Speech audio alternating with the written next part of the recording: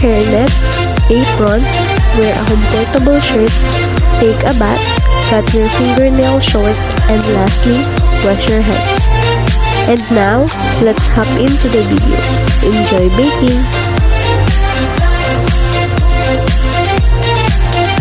Ingredients needed are 1 cup all-purpose flour, 3/4 cup white sugar, 1 piece of egg, 1/2 teaspoon baking powder, 1/2 teaspoon baking soda, 1/4 teaspoon salt, 1/4 cup butter, 1 piece of banana, nuts, chocolate chips, sour milk composed of 1/8 cup water, 1/8 cup evaporated milk, and 1 teaspoon calamansi.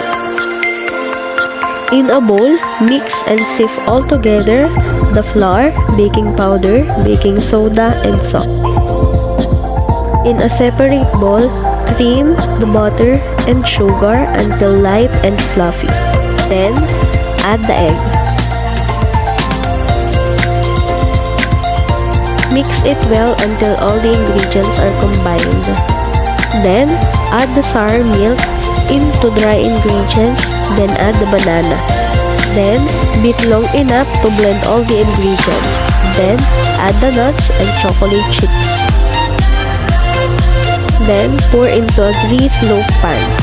Then, bake it in a preheated oven of 180 degrees Celsius for about 45 minutes to 1 hour.